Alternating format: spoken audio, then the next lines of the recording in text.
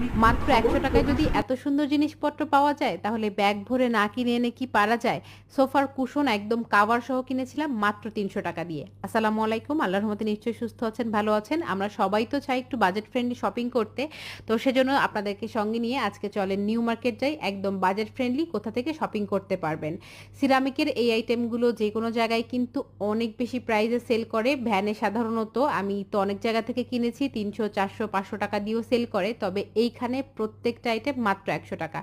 আপনার যে সাইজের যেটা প্রয়োজন, যা কিছু প্রয়োজন সবকিছুই ১০০ টাকা দিয়ে নিতে পারবেন।